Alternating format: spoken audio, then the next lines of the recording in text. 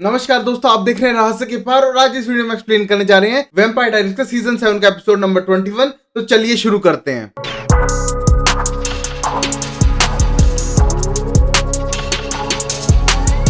अब फिर हमें दिखती है कि बानी उठ चुकी थी और ये देखने के बाद अलारिक और कैरोलाइन वहां पर खड़े थे और बोलती कि हम तुम्हारे लिए कुछ किचन से लाते हैं। और जैसे वो चले जाते हैं उस मोमेंट पे हम देखते हैं बानी खड़ी होती है और एक तरह से एंजो उसके सर पे हाथ रख रहा था, कह रहा था तुम सही तो हो ना। और तभी हम देखते हैं उसके लिए ड्रिंक रेडी करता है और तभी हम देखते हैं बानी उसके सर पे ग्लास फोड़ती है, उसकी गर्दन तोड़ती है और उसको आग में फेंक देती है। वहीं पर हम देखते हैं कि उसका हंटर वाला रूप बाहर आ रहा था और तभी हम देखते हैं वहां से गायब हो जाती है और कैरोलाइन वहां पर आती है तो कैरोलाइन की गर्दन ही उड़ा देती है। और ये सब सोच रहा था डेमन, बट हम देखते हैं जैसे ही डेमन घर के अंदर आता है तो सबको सही मिलता है और बोलते हैं बानी उठ क्यों नहीं रही है, बड़ी प्रॉब्लम हो रखी है, कब से वेट कर रहे हैं हम इसका। और ये कहने को डेन बोलता है बिल्कुल सही है, नहीं उठी है तो, क्योंकि रियाना क्रूज ने खुद मरते समय अपनी सारी रिस्पॉन्सिबिलिटी इस पे छोड़ दी थी। जब ये उठेगी रियाना क्रूज 2.0 बन के उठेगी, मतलब द हंट्रेस, तो ये खतरनाक चीज है, अच्छा है कि वो नहीं उठ रही है। और ये कहने के बाद कैरोलाइन बोलती शायद ये इसीलिए नहीं उठ रही है क्योंकि हमें हार्म नहीं करना चाहती है ये, क्योंकि हंटर बन चुकी है। और तभी एंजो बोलता है ऐसा नहीं है, ये नहीं हंटर बन सकती है। और तभी हम देखते हैं इस मोमेंट पे डेमन और एंजो के बीच में बहस छिड़ जाती है और कैरोलाइन उसकी बॉडी को लेके सीधा बेडरूम में लाके लेटा देती है और कहती है यहाँ पर ये ज्यादा सेफ है। और तभी अलारिक उसे चेन से बांधने लगता है और बोलता है नहीं, तुम ये डिसाइड नहीं करोगे कि वो हंटर बनेगी कि नहीं बनेगी, और मेरी दोस्त को कोई चेन से नहीं बांधेगा, वो सही है। और ये कहने को साफ मना करती है और बोलती है तुम जाओ बच्चों के पास और मैं यहाँ पर रहती हूँ। तभी अलारिक बोलता है बच्चों के पास तुम क्यों नहीं जाती हो, मैं ह्यूमन है, मुझे कुछ नहीं करेगी। और ये कहने के बाद कैरोलाइन बोलती है ऐसा साफ मना करती हूँ मैं, क्योंकि बच्चों को तुम्हारी जरूरत है और ये मेरी बेस्ट फ्रेंड है, मुझे पता है इसको कैसे हैंडल करना है। और ये कहने के बाद अलारिक को वहां से भेज देती है। अब फिर हम डेमन को देखते हैं जो स्टेफन को फोन मिलाता है और कहता है भाई मैं तेरे पास कितने सारे मैसेज छोड़ चुका हूं और तू रिप्लाई क्यों नहीं कर रहा है। और तभी स्टेफन बोलता है यहाँ पर मैं मैट की प्रॉब्लम सोच रहा हूँ कि उसने एक तरह से पेनी को मार दिया है और उसको गिल्ट महसूस हो रहा होगा। और ये कहने के बाद डेमन बोलता है हमारे पास इससे बड़ी प्रॉब्लम आ चुकी है, बानी एक तरह से हंटर बन सकती है और इसके लिए तेरी हेल्प चाहिए हमें, तू जल्दी से जल्दी घर आ जा, शायद तेरे पास कोई सोल्यूशन हो। और ये कहने के बाद हम देखते हैं कि स्टेफन सीधा घर की तरफ निकल लेता है।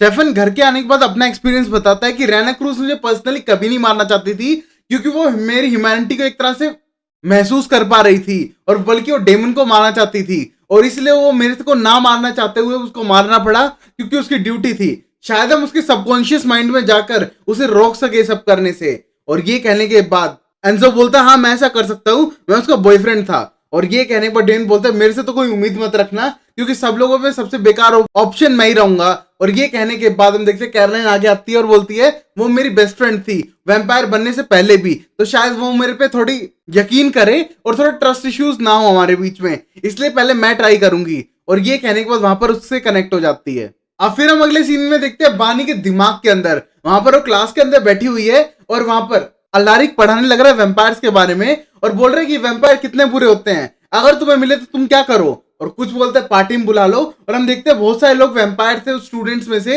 एक दूसरे को फीड करने लग रहे थे।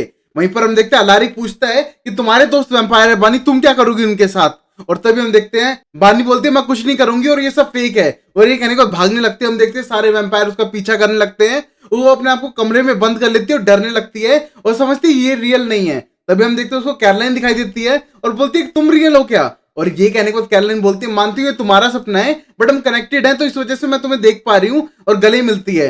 और ये कहने के बाद बानी बोलती है मैं उस साइड को बिल्कुल भी ओपन नहीं करना चाहती हूँ जो मेरी डार्क साइड बन चुकी है और ये मेरी मेमोरीज को चेंज कर रहा है। और तभी कैरोलाइन बोलती है प्लीज चेंज मत करना, ऐसा बिल्कुल भी मत करना, ये तुम्हारे लिए और हमारे लिए दोनों के लिए अच्छा नहीं होगा और मैं तुम्हारी बचपन की दोस्त हूँ। और ये कहने के बाद हम देखते हैं कि उसकी डार्क साइड आ जाती है। और ये देखने के बाद बानी बोलती है क्या तुम्हारे बच्चों को पता है कि तुम एक वैम्पायर हो। और ये कहने के बाद कैरोलाइन बोलती है नहीं उनको अभी बताया नहीं है, थोड़े बड़े हो जाने दो। और ये कहने के बाद हंसती है और बोलती है उन बच्चों पे क्या असर पड़ेगा, उनकी वैम्पायर मॉम है और शायद उन पे ही फीड करना शुरू कर दे। और ये कहने के बाद कैरोलाइन को गुस्सा आता है और बोलती है क्या कह रही हो तुम बानी, ये तुम्हारी डार्क साइड है, मैं अपने बच्चों के बारे में ऐसा सोच भी नहीं सकती हूँ। और तभी हम देखते हैं वहां से ब्लड गिरने लगता है जमीन में से। ये देख के कैरोलाइन कंट्रोल खोने लगती है और ये देखकर पानी बोलती है देखा तुम कंट्रोल नहीं कर सकती हो। और एक स्टेक तोड़ती है, लकड़ी तोड़ती है एक तरह से दरवाजे में से और उसको एक मार्क देती है और जैसे उसे मार्क लगता है वो रियल वर्ल्ड में आ जाती है और एकदम घबरा जाती है। और ये देख के सब लोग बोलते हैं क्या हुआ। और वो बोलती है कि मुझे अजीब सा उसने स्टेक मारा और बाथरूम में जाके देखती है तो वहां पर एक निशान लग चुका था। और ये देखने के बाद स्टेफन बोलता है मतलब तुम मार्क हो चुकी हो और जैसे ही बानी उठेगी वो तुम्हारे पीछे आएगी तुम्हें मारने के लिए। और ये सोचने के बाद हम देखते हैं कैरोलाइन बहुत बुरी तरह से डर जाती है। अब फिर कैरोलाइन फ्रीक आउट होकर वहां से जाने लगती है और तभी स्टेफन बोलते तुम मार्क हो चुकी हो, तुम उससे कनेक्टेड हो चुकी हो, तुम्हें दूर से दूर जाना पड़ेगा। और ये कहने के बाद कैरोलाइन बोलती है मैं तुम्हारी तरह 3 साल वेकेशन पे नहीं जाने वाली हूँ, मेरी फैमिली है, बच्चे हैं। और तभी स्टेफन बोलता है ऐसा कुछ नहीं है, तुम्हें जाना पड़ेगा और ये माँ के एक तरह से ऐसा कनेक्शन है वो तुम्हें ढूंढ के मार डालेगी, तब सही है। और तभी हम देखते हैं कैरोलाइन बोलती है मुझे नहीं जाना तुम्हारी तरह ट्रिप पे और तुम मेरी एक तरह से वैल्यू का रिस्पेक्ट करो। और तभी हम देखते हैं उसे रिवेंज का इंजेक्शन लगा के बेहोश करके एक तरह से किडनैप भी कर लेता है कैरोलाइन को। अब फिर हम देखते हैं अगला चांस ट्राई करता है एंजो। एंजो उसके एक तरह से हाथ पकड़ता है और विजन देखने लगता है और वहां पर हम देखते हैं बानी एक तरह से चीयर लीडिंग ड्रेस में कुछ लड़कों को पीट रही थी जो वैम्पायर्स थे, उनको मार डालती है। और ये देखने के बाद एंजो उसके पास आता है और बोलता है बढ़िया कर रही हो तुम। और एंजो को देखने के बाद बहुत ज्यादा खुश होती है, उसके गले लग जाती है और बोलती है मैं सब करना नहीं चाहती हूँ, पता नहीं अपने आप हो रहा है मुझसे। और ये कहने के बाद दोनों स्कूल में घूमने लगते हैं और ये देखने के बाद बानी बोलती है तो मुझे कहीं भी घुमा सकते थे, मेरे स्कूल में ही क्यों। और ये कहने को बोलता है ये जगह से तुम्हारी मेमोरी जुड़ी हुई है इसलिए। और तभी हम देखते हैं उसे एक म्यूजिक रूम के अंदर ले जाता है, वहीं पर हम देखते हैं बानी बोलती है तुम यहाँ पर नहीं होना चाहिए क्योंकि मैं तुम्हें हार्म कर दूंगी जो मैं करना नहीं चाहती हूँ किसी भी अपने फ्रेंड और फैमिली को, तो इसीलिए मैं रियल वर्ल्ड में नहीं आना चाहती हूँ और मैं अपनी स्टोरी यहीं पर खत्म कर दूंगी, बेटर एक वैम्पायर हंटर बनने से। और तभी हम देखते हैं साफ साफ मना कर देता है एंजो और बोलता है हमारे पास कोई ना कोई नेक्स्ट ऑप्शन जरूर होगा और तुम्हें टेंशन लेने की जरूरत नहीं है, प्लीज थोड़ी ब्रेव बनो और थोड़ी हिम्मत रखो अभी के लिए। और तभी हम देखते हैं बोलता है गिटार पकड़ो क्योंकि जिन वैम्पायर्स को तुम हेट करने की कह रही हो वो तुम्हारे दोस्त है, तुम्हारी फैमिली है और तुमने उनमें से एक से प्यार भी किया है जो मैं हूं। और ये कहने को गिटार बजाने के लिए देता है बट तभी बोलती है इसीलिए मैं सोच रही हूँ कि मैं अपनी लाइफ को एंड करती हूँ और ऑप्शन यहीं पर खत्म करती हूँ। तभी हम देखते हैं कि बार बार एंजो मना कर रहा था और हम देखते हैं बानी की डार्क साइड आ जाती है, वो गिटार को फेंक के मारती है उसके मुंह पे और तोड़ने के बाद उसको स्टेक कर देती है वही गिटार। और ये देखने के बाद एकदम डर जाता है एंजो और उसका हाथ छोड़ता है और रियल वर्ल्ड में आ जाता है। और जैसे वो रियल वर्ल्ड में आता है वहां पर हम देखते हैं डेमन खड़ा था और डेमन बोलता है क्या हुआ, क्या मान गई वो। और ये कहने के बाद बोलता है नहीं मुझे भी मार्क कर दिया और वो आने के मूड में नहीं है, वो बल्कि अपने आप को मारने के मूड में है। और ये कहने के बाद बोलता है चलो हम उसको बचा तो लेंगे मारने के मूड से तो, बट थिंक इज जब वो आ जाएगी वापस तुम्हारा रिलेशनशिप देखने में बहुत मजा आने वाला है क्योंकि वो तुम्हें जान से मार देगी। और ये कहने के बाद बोलते हैं इन सब चीजों की छोड़ो, मुझे सिर्फ बानी की टेंशन है, अगर बानी जिंदा आ जाए उससे ज्यादा मुझे कुछ नहीं चाहिए। फिर हम अगले सीन में देखते हैं कैरोलाइन उठ जाती है और अपने आप को एक होटल के रूम में पाती है जो एयरपोर्ट के बहुत पास था। और तभी हम देखते हैं रूम में आ जाता है स्टेफन और स्टेफन को देख के चिल्लाती है और बोलती तुमने मुझे रिवेन मारा यहाँ लाने के लिए और तुमने मेरे किडनैप कर लिया है। और ये कहने को स्टेफन बोलता है ऐसा करना पड़ा, तुम मान नहीं रही थी और ये तुम्हारे लिए बेटर है। और तभी कैरोलाइन बोलती है तुम कौन होते हो डिसाइड करने वाले मेरे लिए क्या बेटर और क्या नहीं। और ये कहने के बाद बोलता है तुम पे मार्क आ चुका है, बानी तुम्हारा पीछा करेगी, इससे बेटर तुम मेरे साथ चलो, लो हांगकांग की 2 टिकट बुक कराई है। और कैरोलाइन बोलती है मुझे तुम्हारे साथ नहीं जाना। और तभी स्टेफन बोलता है ओके तुम अकेली चली जाओ, तुम्हारी मर्जी है। और ये कहने के बाद बोलती है मुझे ये सिटी छोड़ के नहीं जानी है, मेरी फैमिली छोड़ के नहीं जानी है मुझे और कोई शौक नहीं है मुझे। और ये कहने के बाद स्टेफन बोलता हूँ तुम्हारे लिए अच्छे के लिए कर रहा हूँ, तुम्हारी फैमिली के भले के लिए कर रहा हूँ, तुम अपनी फैमिली के पास मत जाओ वरना उनको भी डेंजर होगा और तुम्हारे तो छोटे बच्चे भी हैं। और ये कहने के बाद बोलती है स्टेफन तुम प्लीज मेरी चॉइस को मेरे तक छोड़ दो, और क्या तुमने अलीना को चॉइस नहीं दी थी। और ये कहने को बोलता है लाइफ और डेथ में नहीं देनी चाहिए, और मैंने उसको दी थी ना तब उसने अपने दोस्त को बचवाने के लिए खुद की जान उसने कुर्बान कर दी थी, जो मैं फिर से वो गलती नहीं करूंगा। और ये कहने के बाद हम देखते हैं कैरोलाइन वहां से अपना सामान उठा के चलने लगती है और कहती है मुझे तुम्हारी कोई बात नहीं माननी है, तुम अपना काम करो और मुझे मेरा काम करने दो। और ये कह के वहां से चली जाती है। अब फिर हम अगले सीन में देखते हैं स्टेफन को, जिसको कैरोलाइन छोड़ के जा चुकी थी और रूम में उदास बैठा हुआ था। तभी हम देखते हैं उसके पास फोन आता है डेमन का और बोलता है कि तू कहां पर है, घर पे तो था नहीं। और ये कहने को बोलते हैं मैं कैरोलाइन को एक तरह से भगा के लेके आ चुका हूं क्योंकि उसकी जान बचानी थी मुझे, क्योंकि उसके ऊपर निशान आ चुका था और उसको मैं लेके जा रहा था। बट थिंग इज वो गुस्सा हो गई क्योंकि मैंने उसको रिवेन का इंजेक्शन लगा दिया था और वो मुझे छोड़ के यहाँ से जा चुकी है। और तभी हम देखते हैं डेन बोलते हैं इसमें गलत क्या किया, तो उसकी जान बचा रहा था और कभी जान बचाने में थोड़ी बहुत गलतियां हो जाती हैं या फिर रॉन्ग डिसीजन लेने पड़ते तो इट्स ओके, मैं तो पर्सनली ऐसा करता हूं और मुझे तो कोई प्रॉब्लम नहीं होती, और पता नहीं कैरोलाइन को तुझसे क्या प्रॉब्लम है। और ये कहने के बाद बोलता है मैं क्या करूं, मेरे साथ रहना ही नहीं चाहती और उसके बच्चों को भी इश्यू हो सकते हैं। और तभी डेन बोलता है भाई तूने जो किया वो सही किया, और अगर मैं होता तो मैं भी ऐसे ही करता, किसी को प्यार करते हो तो उसको बचाने के लिए कुछ भी कर सकते हैं, जैसे किडनैप ही को ना करना पड़े। और ये कहने को स्टेफन बोलते तेरी ये एडवाइस थोड़ी वाइल्ड टाइप की है और प्लीज ऐसी एडवाइस फिर से मत देना। और ये कहने को बोलता है चलो ये एडवाइस तुम्हें नहीं दूंगा बट एक तरह से नेगेटिव वे में प्रेजेंट करने की एडवाइस अपने आप को दूंगा जो मैं अब करने जा रहा हूं। और ये कहने को फोन कट कर देता है।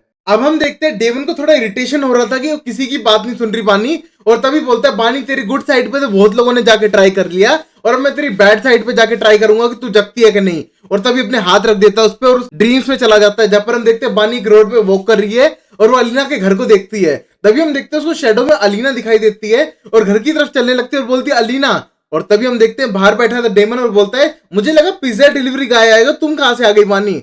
और ये देखने के बाद बानी को गुस्सा आता है और बोलती है डेमन तुम यहाँ पर क्या कर रहे हो, और मुझे तुमसे बिल्कुल भी नहीं मिलना, तुम आखिरी इंसान होगी जिसकी मैं शक्ल देखना चाहूंगी। और ये कहने के बाद डेमन बोलता है यार मैं तुझे थैंक यू कहने आया हूँ, बुरा फील क्यों करती है, क्योंकि जब तू मर जाएगी तभी तो मैं अलीना को देख पाऊंगा, इसीलिए तो मैं यहाँ पर आया हूँ तुझे थैंक यू कहने के लिए। और हम देखते हैं बानी को गुस्सा आने लगा था। अब फिर हम देखते हैं बानी उसको इग्नोर करने की कोशिश करती है और तभी डेमन बोलता है तो लास्ट टाइम बाय बाय कहने के लिए आया हूं तेरे ड्रीम्स में, मुझे कोई मतलब नहीं है, जैसे ही तू जल्दी से जल्दी मरेगी इसी वजह से मैं बाय कहने के लिए आया था, गुड बाय, और तेरे मरते अलीना आ जाएगी मैं बहुत खुश हो जाऊंगा। और ये सब कह के उसे जलाने लग रहा था और तभी बोलता है मैं तुझे लेटर देने आया हूं, इस बार पढ़ लेना, मेरा गुड बाय लेटर है। और ये कहने को तो लेटर फाड़ देती है और बोलती है नहीं चाहिए तुम्हारा गुड बाय। और तभी हम देखते हैं मुड़ती है, बट देखते हैं कि उसके सामने एकदम खड़ा हो जाता है और कहता है चलो मैं तुम्हें बता देता हूँ इसमें क्या लिखा था, क्योंकि मुझे सब कुछ याद हो चुका है लिख लिख कर। तभी बोलते हैं डियर बानी तुम अच्छी जिंदगी जी चुकी हो और अब खत्म करो इस लाइफ को, और शायद मुझे तुम्हारी जान बचानी नहीं चाहिए जितनी बार मैंने बचाई है गाड़ी से टक्कर होते हुए। और ये कहने को तुम देखते हैं बानी को गुस्सा आने लगता है और तभी डेन बोलता है गुस्सा क्यों आ रहा है, तुम मरने ही तो जा रही थी, अब मर जाओ क्या फर्क पड़ता है, क्योंकि जिस लोकेशन पे तुम खड़ी हो ना वो मेरे लिए बहुत ज्यादा मैटर करती है, यहीं पर पहली बार मुझे अलीना ने किस किया था, मैंने उसको क्योर दिया था और वापस तुम्हारी वजह से यहीं पर आ जाएगी, अपनी आंखें बंद करो और खत्म करो अपनी लाइफ। और ये सुनने के बाद अब बानी को गुस्सा आता है और कहते हैं तुम मॉन्स्टर हो, और तब उसका दिल निकाल लेती है, बट रियलिटी में हम देखते हैं कि उसकी आंख खुल चुकी थी और वो बहुत ज्यादा गुस्से में थी। और वहीं पर हम देखते हैं डेमन दूर खड़ा हुआ था और बोलता है बानी मुझे करना पड़ा ये सब तुम्हें जगाने के लिए, आई एम सॉरी, और अगर तुम मुझ पर गुस्सा हो तो मुझे पकड़ लो। और ये कहने के बाद वहां से भाग जाता है। अब फिर हम देखते हैं स्टेफन बाहर आने लगता है रूम से और वहां देखता है कैरलन गाड़ी के पास अभी भी खड़ी है और कैरलन को देख के बोलता है अब तक गई नहीं तुम। और ये कहने के बाद बोलती है हाँ मैं रिस्क नहीं ले सकती, तुमने सही कहा था, बच्चों के पास मुझे नहीं जाना चाहिए और यहीं पर रहना सेफ रहेगा तुम्हारे साथ। और ये कहने का बोलता है मैंने पहले ही कहा था। और तब बोलती है स्टूपिड स्कार मेरी पूरी जिंदगी बदल दी, और मैं समझ पा रही हूँ तुम कैसा फील करते होगे जब तुम 3 साल पहले मुझे छोड़ के चले गए थे, और मुझे सब कुछ फील हो रहा है और उस सिचुएशन में मैं आ चुकी हूँ। और ये कहने को बुरा फील करती है और तभी स्टेफन बोलता कोई बात नहीं तुम अब अंडरस्टैंड कर रही हो, और वैसे मैं तुमसे बहुत ज्यादा प्यार करता हूँ और तुम्हारे भले के लिए करके गया था जो तुम्हें छोड़ के गया था, क्योंकि जब मैं तुम्हें लेने के लिए आया तुम दोनों बच्चों और अलारिक के साथ खुश दिखाई दे रही थी और मैं वो खुशी तुमसे नहीं छीनना चाहता था उस मोमेंट पे, इसलिए अकेला निकल गया। और ये कहने के बाद कैरलन बोलती है फिर भी तुमको ऑप्शन देना चाहिए था, क्योंकि मेरे पास भी चॉइस होनी चाहिए थी ना कि तुम्हारे साथ जाऊं या ना जाऊं, तुमने कोई चॉइस ही नहीं दी। और ये कहने को बहुत बुरा फील कर रही थी और तभी स्टेफन बोलता देखो हर एक के पास चॉइस होती है, तुम चाहती तो बानी को मरने से रोक नहीं सकती थी और तुम अपने काम से काम रखती, बट थिंग इज तुम उसे बहुत ज्यादा प्यार करती हो और तुम उसे मरने नहीं देना चाहती, इसलिए तुमने अपना ट्राई किया, तो सब ऐसा ट्राई करते हैं और तुम प्लीज बुरा फील मत करो मेरी तरफ से जो मैंने किया है। और ये कहने के बाद कैरलन बोलती हाँ 3 साल पहले मुझे छोड़ के गए थे और 3 साल पहले वाली चीज के लिए भी मुझे बहुत ज्यादा बुरा लगा था, और 3 घंटे पहले जो तुमने किया उसके लिए मुझे बहुत ज्यादा बुरा लगा है। और ये कहने के बाद हम देखते हैं स्टेफन बोलता है आई लव यू, और ये कहने के बाद कैरलन बोलती है बट स्टिल तुम मुझे छोड़ के चले गए थे।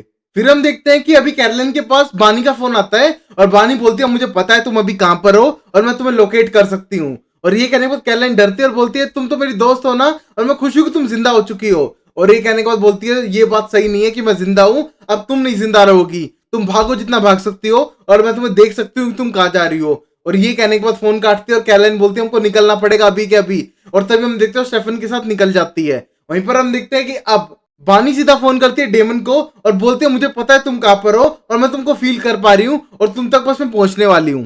फिर डेमन बोलने लगता है मैंने तुझे जगाने के लिए इस तरह से उकसाया था और मैं रियलिटी में तेरे से का बुरा नहीं चाहता हूं, बस तुझे इरिटेट कर रहा था जिससे तू जग जाए। और ये कहने के बाद बानी बोलती है जोक्स जोक्स जोक्स, मरने वाला इंसान जोक मार रहा है, कोई नहीं मारो तुम जितना मारना है, फिर मैं तुम्हें आके मारूंगी। और ये कहने के बाद घर में जितनी भी लकड़ी की पीसीस थे उनको स्टेक में बदल रही थी और कह रही थी मैं जंगलों की तरफ आ रही हूँ क्योंकि मुझे पता है एग्जैक्टली तुम कहां पर हो। और ये कहने के बाद हम देखते हैं डेमन फोन काटता है और घबराने लगता है कि उसको पता है और हंटर बन चुकी है।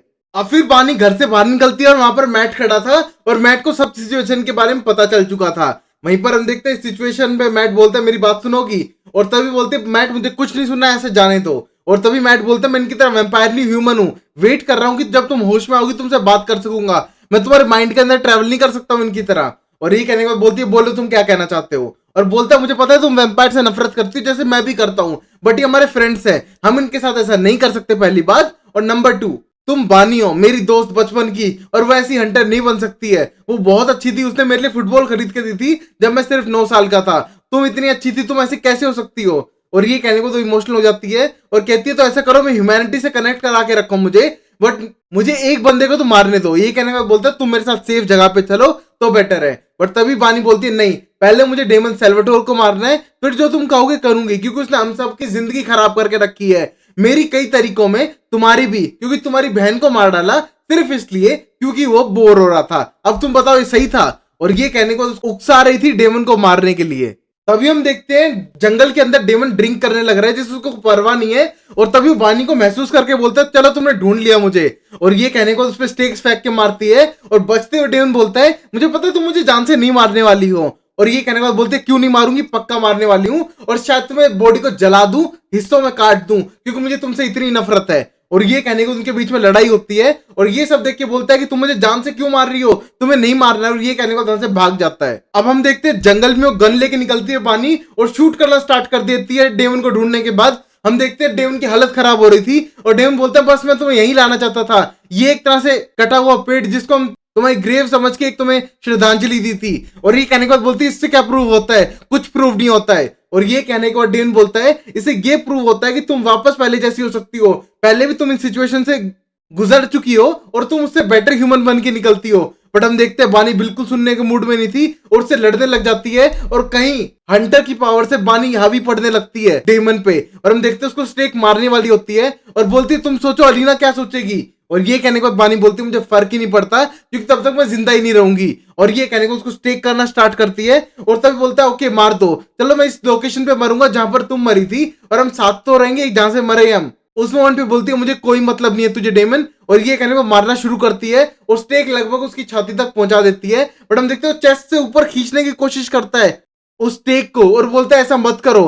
बट तभी हम देखते हैं बानी उसकी एक नहीं सुनती और ये देखने को बोलता है वैसे मुझे मरना तो चाहिए क्योंकि ये सब मेरी वजह से हुआ है और बानी तुम अगर इसे अच्छा फील करती हो तो तुम मुझे मार सकती हो। और ये कहने के बाद बोलते हैं चलो मार दो, but thing is I really love you, जिस तरह अलीना तुमसे प्यार करती है उतना प्यार मैं भी करता हूँ। और ये कहने के बाद हम देखते हैं उसको इमोशनल कर देता है और बोलता है अगर तुम मुझे मारना चाहती हो मार दो, बट थिंग इज तुम मुझे माफ कर दो मेरी गलतियों के लिए। और ये सुनने के बाद हम देखते हैं बानी इमोशनल हो जाती है और तभी हम देखते हैं इमोशनल के बाद बोलती है मारना ही पड़ेगा। और उससे जैसे मारने वाली होती है हम देखते हैं पीछे से मैट आता है और 3-4 डांट मारता है जिससे वो बेहोश हो जाती है। हम देखते हैं उसके अंदर बेहोशी की दवाई मिली हुई थी। और ये देखने के बाद डेमन मैट की तरफ देखता है और वो बहुत ज्यादा रिलैक्स फील करता है। फिर हम देखते हैं थोड़ी देर बाद बानी के हाथ पैर बांध के उसको गाड़ी के पीछे रख देते हैं और तभी हम देखते हैं बहुत ज्यादा मैट दुखी दिखाई दे रहा था और कह रहा था मैं नहीं चाहता था बानी के साथ ये हो और मेरा पहले ही मूड ऑफ था।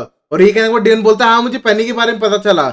और तभी मैट बोलता है हाँ मुझे पता है पैनी वाली सिचुएशन मेरी पूरी जिंदगी एक तरह से याद रहेगी और मैं रिग्रेट करूंगा, बट मैं चाहता हूँ बानी के साथ ऐसा ना हो, इसके साथ कुछ गड़बड़ हुई हो तुम्हें फिक्स करनी पड़ेगी और तू कोई सोल्यूशन ढूंढ। और ये कहने का बोलता है मैं इसकी रिस्पॉन्सिबिलिटी लेता हूँ और बानी को यहाँ से दूर लेके जाता हूँ और वो वहां से चला जाता है। अब फिर हम कैरोलाइन को देखते हैं जो रोने लग रही थी और फोन पे बात कर रही थी और उसके दोनों बच्चे पूछ रहे हैं मम्मी आप घर कब आओगे। और ये कहने को बोलती है मुझे भी नहीं पता अपने डैड से फोन दे दो, और बिल्कुल रोने लग रही थी। वहीं पर हम देखते हैं अब अलारिक फोन ले लेता है और दोनों बच्चों को सोने के लिए जाने के लिए कहता है और कहता है कि ये सिचुएशन मैं संभाल लूंगा, डोंट वरी, रो मत और तुम घर आ जाओ। और ये कहने के बाद बोलती है मैं घर कैसे आ सकती हूँ, वो मेरा पीछा करेगी और मुझे मारेगी और बच्चे को कुछ कर सकती है। और तभी अलारिक बोलता है डोंट वरी मैं कोई सोल्यूशन निकालूंगा या पूरी फैमिली एक तरह से चलेगी। और ये कहने को बोलती है नहीं बच्चों पे कोई आंच नहीं आनी चाहिए और मैं सिर्फ मूव करती रहूंगी। और ये कहने को अलारिक बोलता है ओके तुम मूव करती रहो और तुम मुझे बताना मत कहां पर हो क्योंकि वो मुझसे पता कर सकती है, तो बेटर है अपनी लाइफ थोड़ी ध्यान से जियो और थोड़ा दूर रहोगी तो ज्यादा बेटर रहेगा। और ये कहने को फोन काटती है और रोने लग जाती है और हम देखते हैं स्टेफन इसमें कुछ नहीं बोलता। यहाँ हम देखते हैं कैरोलाइन एक तरह से स्टेफन के साथ जा तो रही है बट ना उससे बात करना चाहती है अपने रिलेशनशिप के बारे में उससे, क्योंकि 3 साल का गैप में उसको बहुत ज्यादा गुस्सा था स्टेफन पे। बट वो उसके साथ जा रही थी और बोलती रिक और फैमिली के बारे में कोई टॉक मत करना, बानी के बारे में कुछ भी कर सकते हो, सफर के बारे में कुछ भी कर सकते हो बट पर्सनल लाइफ मत करना। और यही कहने के बाद स्टेफन बोलता है ओके मैं समझ सकता हूँ। अब हम देखते हैं मैट बानी को लेके वहां से जाने लग रहा था और पीछे देखता रहता है बानी बेहोश है कि नहीं है। और तभी हम देखते हैं बारिश में जाते हुए वो पीछे देखता है, नहीं दिखती है। और तभी हम देखते हैं बानी उस पर अटैक करती है, उसको पीछे घेरती है, उसकी सीट पे बैठती है, अपनी हथकड़ियां तोड़ देती है और सीधा कार को ले जाती है अपने टारगेट की तरफ।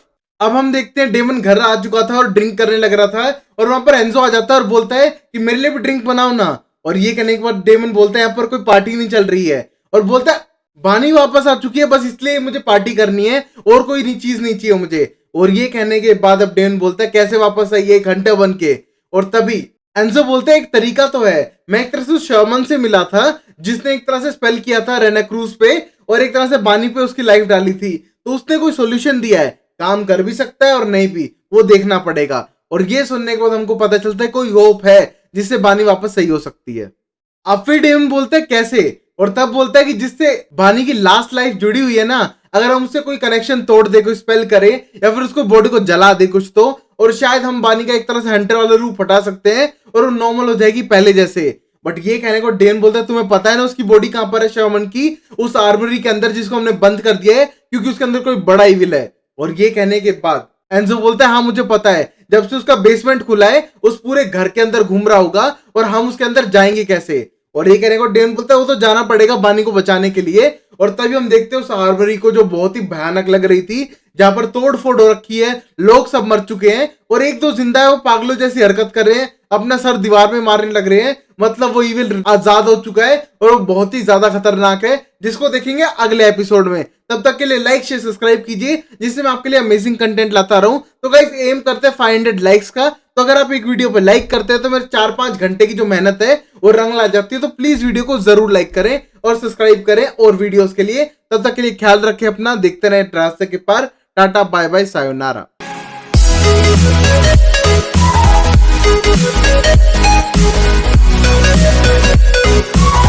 We'll be right back.